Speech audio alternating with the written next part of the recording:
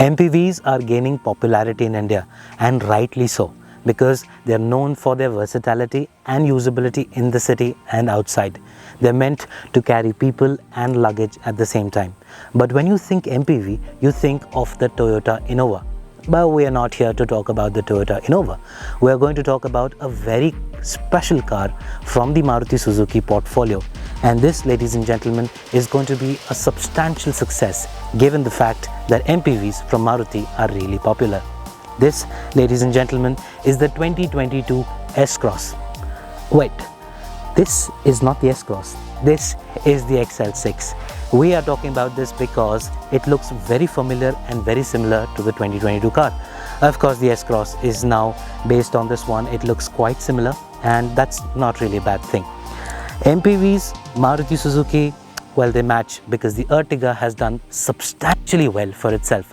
500,000 cars have been sold in its portfolio since its birth about a decade ago. And why not? It's so popular with the taxi market, but that is not a good thing. Maruti Suzuki knows a thing or two about pricing. The price difference between this and the next best, which is now the Mahindra Marazzo and then the Toyota, is quite substantial. Therefore, Maruti has placed this product right in between.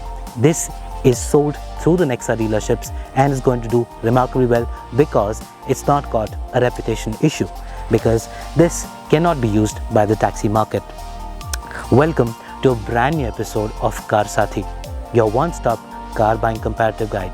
If you are here to find out if this car is an SUV that Maruti claims for it to be, or it's just another Ertiga in a brand new packaging, stay tuned with us.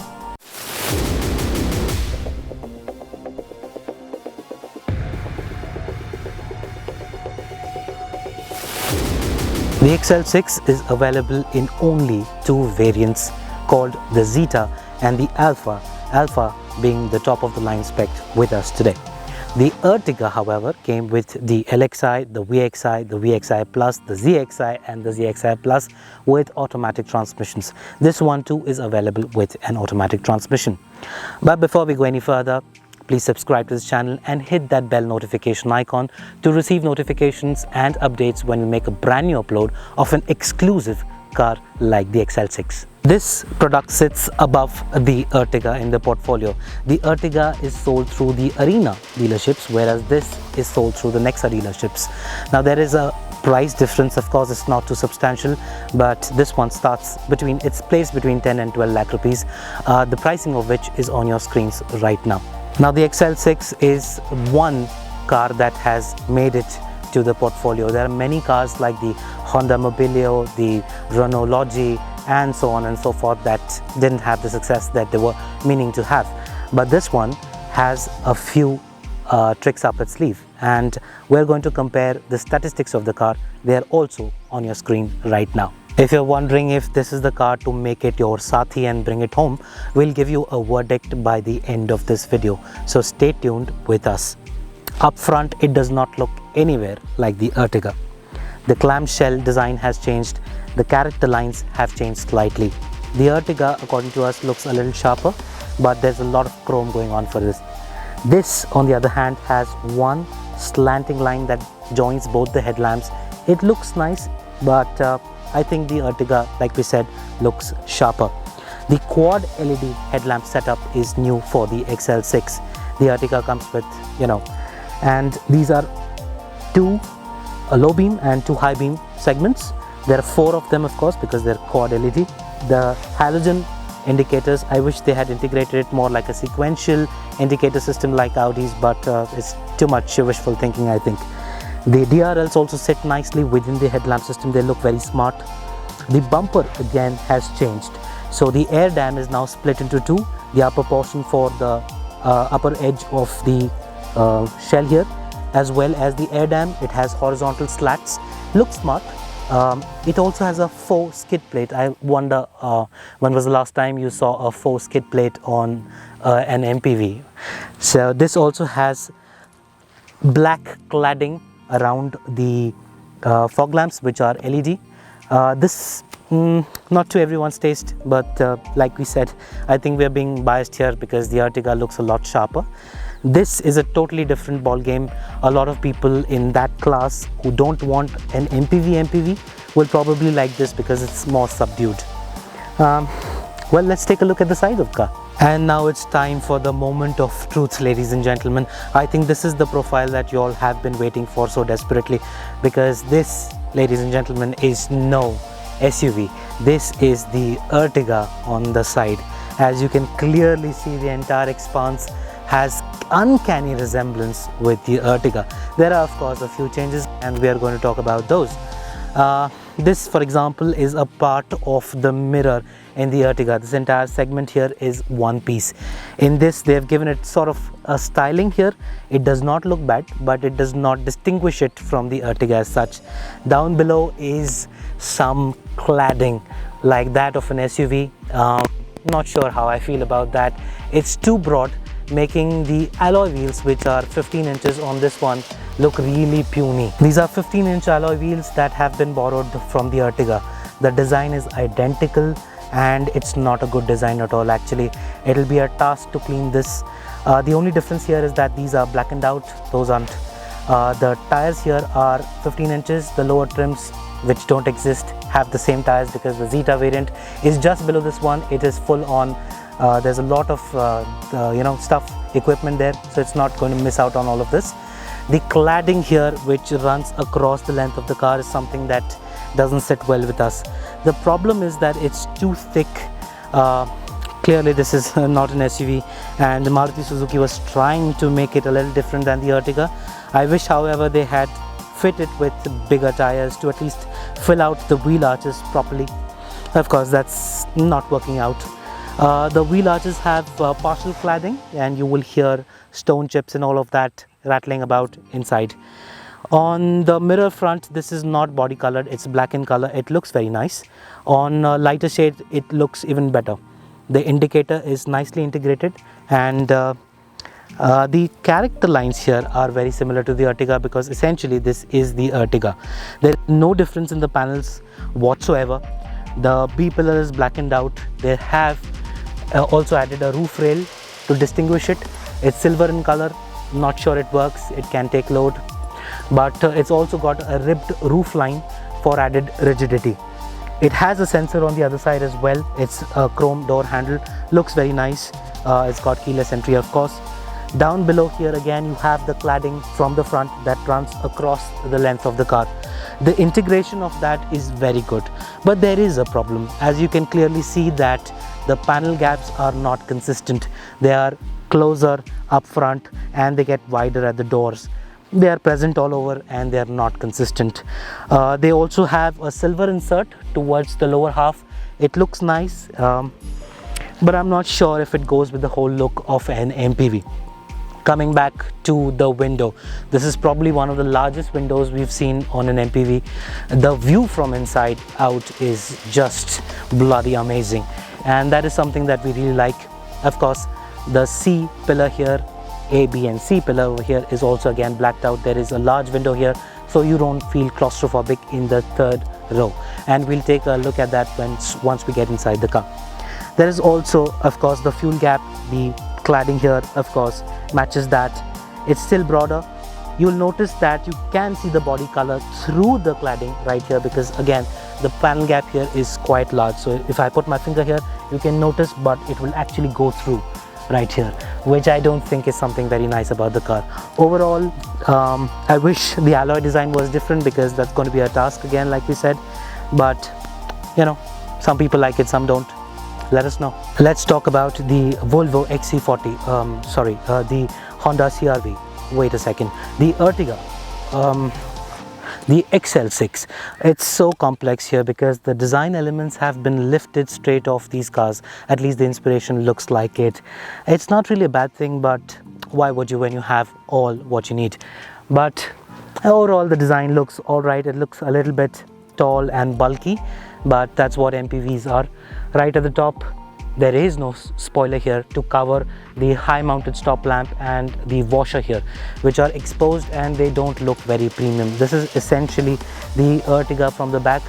what Maruti has done is tried to differentiate it by putting a lacquer finish, black piano if you will, to cover this portion that is body colored in the Ertiga. It does not look good, I'll be very honest with you, but that's a personal opinion of course. The light is nicely integrated. This portion here is a dummy piece, it does not work. At the end of the day, the lights look alright. There are halogen lamps again for the indicators. Everything else is LED. On the middle side there is a chrome insert here that separates the two lights. It looks nice, it looks flush with the piano black insert right here. You also have a Suzuki logo. The one up front is really big. This one is an ideal size that you can see on other Suzuki cars as well. Of course there's the badging, which is the XL6. It stands for exclusive, maybe, I don't know what Maruti was going for, but it fits 6 people here. The Ertiga fits 7, but we'll take a look at that a little later. The hybrid badging right here, what that essentially means is that it has a lithium ion battery that has and essentially facilitates the start stop function, which is a commonality in cars today. On the lower side, the bumper is very different from the Ertiga. So the fog lamps here, which were supposed to be in the Ertiga right here, now these are just reflectors, there is no fog lamp, but these are vertical, whereas in the Ertiga they were horizontal. The cladding flows right from the front to the rear portion. It's a little chunky here again with 4 skid plates. The number plate sits right in between, and overall the design is alright. I think the tailpipe is nicely concealed, and there is a tow hook which is off center. I wonder what the purpose of that is, but that's how it is. We've taken a look at the car. Tell us what you think about it in the comment section down below. Some like it, some don't. What do you think of the car, and how is this any different for you than the Ertiga? Do let us know. This is worth noticing that the wiper has moved from the metal portion here onto the glass. It's now a little more seamless. Of course, it's got the defogger as well. A few things have changed, but not a lot has changed. Like we mentioned, the defogger has changed from here in the Ertiga to, well, nowhere. Let's take a look at the boot. Well, it's a cavernous 209 liters of boot space. That's not too bad because it's got 3 rows. What you can do is extend this. Now there is one trick up its sleeve. It's got false roof here. You can actually remove parts that look like this. They fit really flush. What I am impressed with the quality of stuff here. It is very unlike Maruti. It's a little sturdy. The boot floor is a little hard, but it does the job well. You can fit tall suitcases without moving the seats folded down at all. So of course this portion is also removable, like you can see. This is 209 liters with all 3 rows up. You can very easily put them in place like so, and put the seats down as well. But this is a little primitive. You can pull this for reclination of the seat. To pull them down, you can just move this plastic knob here and then collapse the seats. Essentially they're almost flat, and it's a lot of usable space. If you ask me, it's 550 liters. It's very much comparable to the Ertiga on the inside because nothing has changed except for one bit, which we will take a look at shortly. Everything else looks alright. The boot space is nice and square. The loading lip is not too high. It's flush with the boot floor, and it will make it easier to put in stuff and remove it. Overall, a nice boxy feel. You can actually not just move people but move homes in this car. Hi and welcome to the interior of the XL6.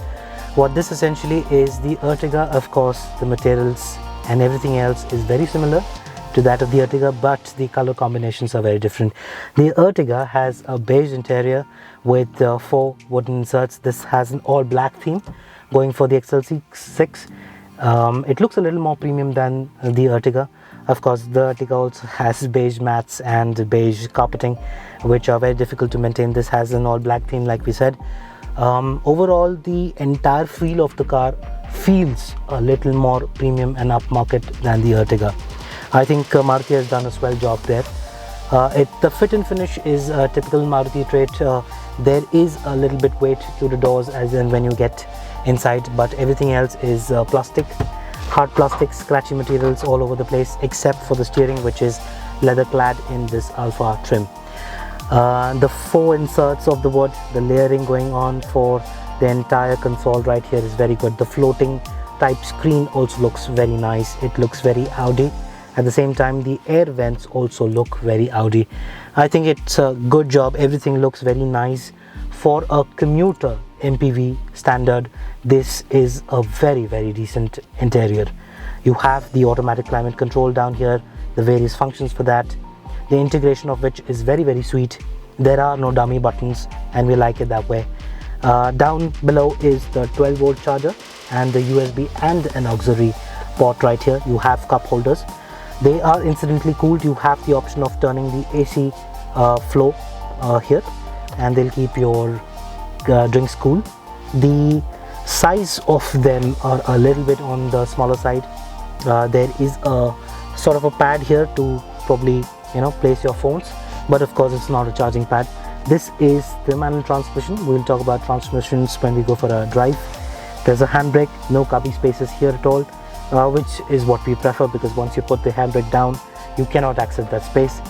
There is Maruti wants to call this center armrest, but it's not. It's not sufficient for even a tall driver like myself. Even if I was to move the seat behind, the pedals may be a little bit far away for me. The seating position is very comfortable. The chairs are very accommodating, but for someone with a larger size, it may not be very accommodating. There is enough headroom. Your legs don't touch the console right here, which is a good thing, and it's well spaced out. But there is a problem. It has no dead pedal, which is a downer from our side. It has a cruise control but doesn't have a dead pedal. Everything else, the fit and finish is all right. We will take a look at the MID, and it looks fantastic according to me. It's well laid out. It's not completely digital, but it gives various information on your fingertip. There are various modes, etc. We'll take a look at that. You have an engine start stop button. On the right hand side, you also have the auto start stop function. One thing worth mentioning is that the auto start stop function is an irritant in heavy traffic, but with the XL6 it's pretty seamless. I would say it's pretty nice, but again, we will feel that when we are on a drive. You can adjust the headlamps for leveling, and that is a rotary sort of a dial here. On the door pad, again, the same wood finish is carried forward here, where there is a silver sort of an accent that is towards the edge of the entire thing. It doesn't meet exactly at the edge of the door, but it doesn't look out of place. It looks all right. Of course, the door opening knob right here is chrome. It looks very chic. It's nice. The finish is also very decent. There is no sort of padding or anything of that sort. It's all hard plastic. It looks like leather, but it is not. Window switches, the door unlock button right here, the rear window lock, and of course the power mirrors. They can be folded as well. That's a good thing.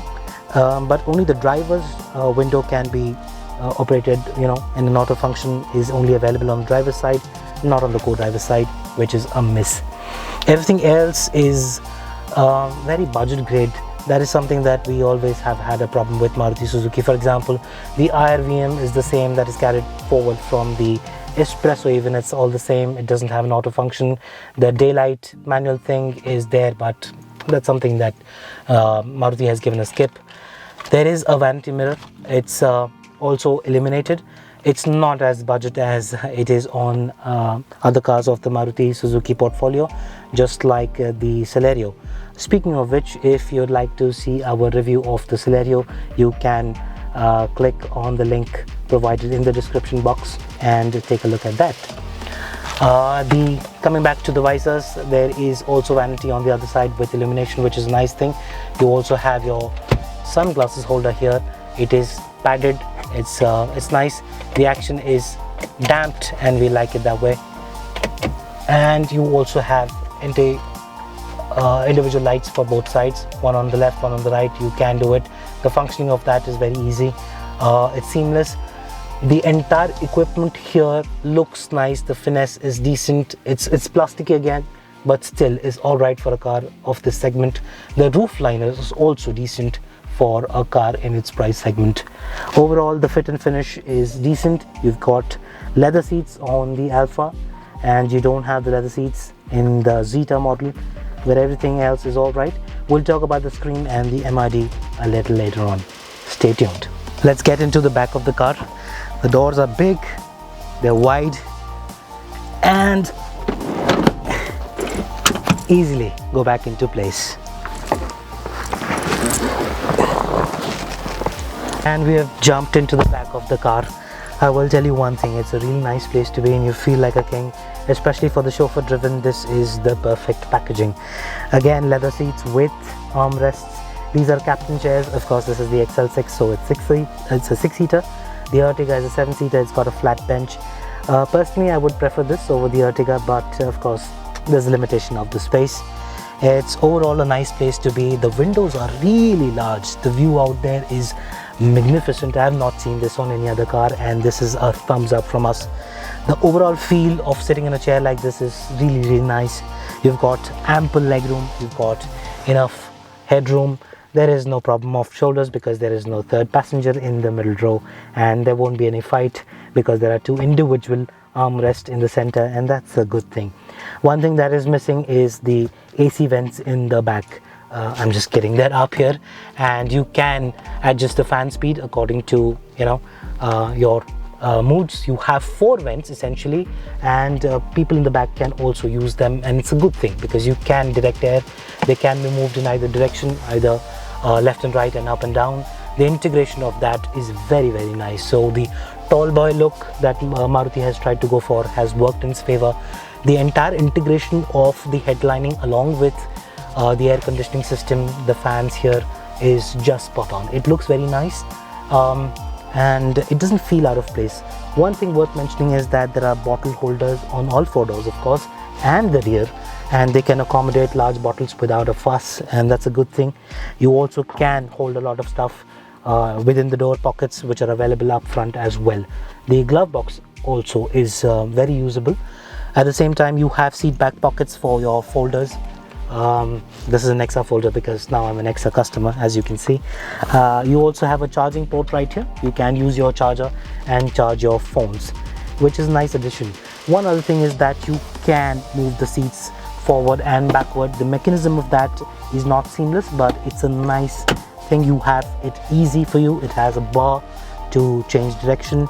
You can also recline the seats, and along with the reclination changes the reclination of the handrest as well. So you're really comfortable in your chair. The Safety is going to be really happy in this place.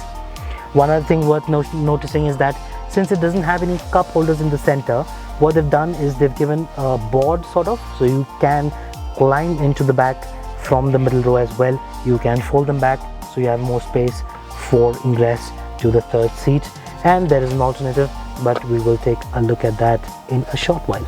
To get into the third row of seats, all you have to do is pull on this knob. The seat will fold down, keep it pulled, and move the seat forward. The space here is something that only someone with athletic abilities can manage. It's certainly not for the older folk. You got to put 1 foot in, squeeze yourself, and then climb into the car, and then sit down. And then you can probably pull this backward. Now this seat is quite upright, but you can change the inclination like we've discussed earlier. What you can do is got a similar sort of a knob right in the back of the chair, and you can pull it and move it backward. What that does is frees up a little more space because the base of the seat also moves backward.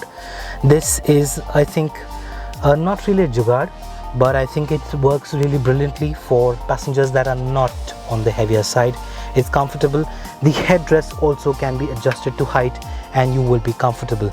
While there is sufficient space for legs and headroom, taller passengers or passengers that are above 6 feet will not be comfortable here. One thing worth mentioning is that you have a center armrest, at least in the middle seat, but nothing in between because there are going to be only 2 passengers in the back, and we are pressed for space. But you have a sort of an armrest on the right hand side and a cup holder. Of course, there is a USB on the other side, so there's just one. There will be a ward to sit in that seat.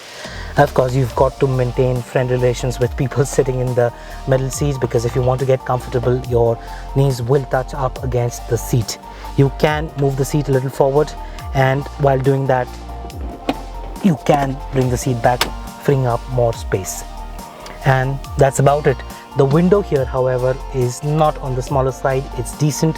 The light that it brings inside is sufficient, and it looks not like a claustrophobic place, because even when it's black, it looks spacious and you're not like a third passenger. That is not important. You can feel pretty comfortable here as well. Well, that's all. You have safety belts for safety. You have grab handles that are not foldable. They don't have the damping mechanism that you see in the front of most cars. The middle seat has that, but you have AC vents, and that should not be a botheration. One thing is the ability to get outside. The option is to fold the seat back like we've shown you before. You can move the seat forward like so, and you don't need help of anyone else, and you can squeeze out of the car the way we got inside. Or the second way is to squeeze yourself in between seats, and like so, and get out of the car. Now again, you'll need some sort of athletic ability to do that, but it's not a deal breaker.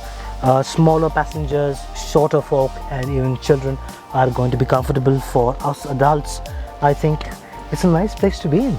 The ingress and egress on this MPV is really a piece of cake. As you can see, the doors open really wide. All you have to do is slide yourself in, and there you go. It's finally time to take this SUV for a test drive. The XL6 is based on the same platform that is shared with the Ciaz, the S-Cross, and of course the Ertiga, and also shares the same engine. Now this is a 1.5 litre pot. It's a 4-cylinder aluminum engine that produces 103 bhp and 138 Newton meter of torque. On paper this sounds alright, but could be a little bit underwhelming when you're trying to push the car on a full load, especially when you have a family and their luggage and that occasional doggy if you have one. So what this does is essentially gets you from point A to point B in utter comfort. Today we are driving the manual. You also have the option of an automatic. The automatic, however, is an ancient 4-speed torque converter from the 1960s. Yes, you heard that right. It is an automatic that comes with an overdrive function, so you can imagine what I'm talking about. But it will do the job.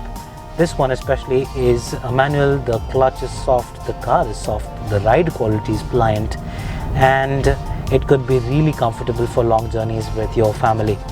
One thing for sure though is that it tends to get a little boomy, and we have been driving the XL6 for a while now, and it is a fun car to drive actually. I'll tell you very honestly. The auto headlamp system, the auto wipers work like a charm. This is powered by a 1.5 litre pot that is shared with the S-Cross, the Ciaz, and of course the Ertiga. This one does not have any other engine option like the Ertiga has, at least the CNG. Maruti completely has discontinued the 1.5 diesels that were really frugal and the choice, and it's not a problem. The only problem and the grouse with the engine is that it tends to get boomy every now and then. Every time you give it a punch, it just doesn't have the life left in it. It's like pushing it. It's pointless really, because it's an MPV. It's to be driven sedately, and it will do the job. It will take you from point A to point B.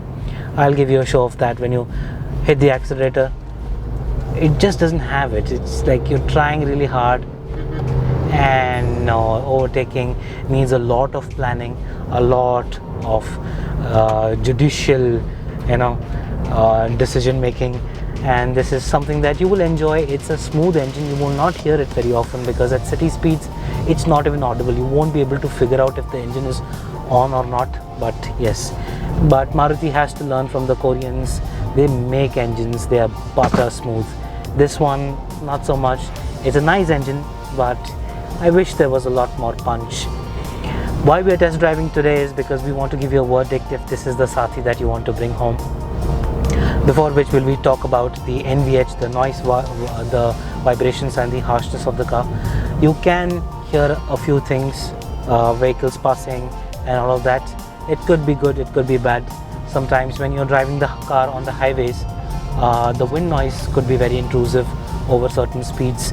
The RPM meter at about 100-120 stays about 3000 odd RPM, but there is sufficient wind noise, especially from this side. The mirrors are big, the view out there with the big mirrors is good, but there are blind spots. The C-pillar is really thick. All in all, a good car, but then again there are contenders out there like the Marazzo. So there is a there is a choice. You can either have the XL6 with the petrol option that comes with, or the Marazzo that comes only with the diesel engine, and that's a pick. We enjoy that engine a lot, but for people who want petrol powered cars, I think this is okay. You also have the choice of the Innova, but the price gap is really big. So I think in that category this car fits very beautifully.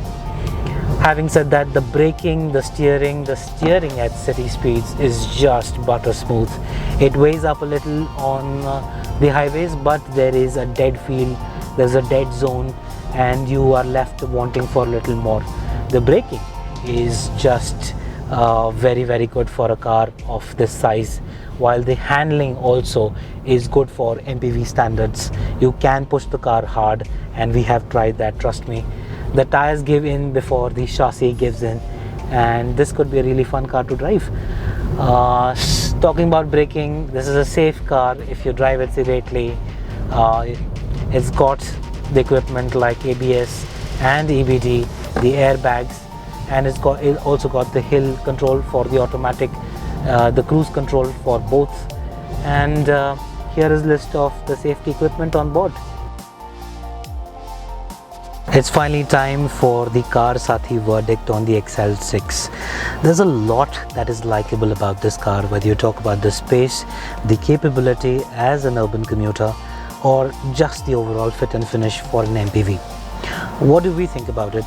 So should you fire it and just give it a skip? Should you aspire it but from a distance? Should you desire it and give it a second chance, or just make it your Sathi and bring it home? We reckon you shortlist the XL6. There are better products out there like the Marazzo, but if you're looking for something that's only petrol version, then this is probably your only pick. If you like this video, give it a thumbs up, share it with your friends and family. If you already haven't subscribed to the channel though, you can do it now. And while you do that, hit the bell notification icon to never miss an update from us when we make a brand new upload of an SUV or a capable MPV like the XL6. That's all from us, folks. Thank you for watching. Until next time, this is your host Shishir signing off. Take care.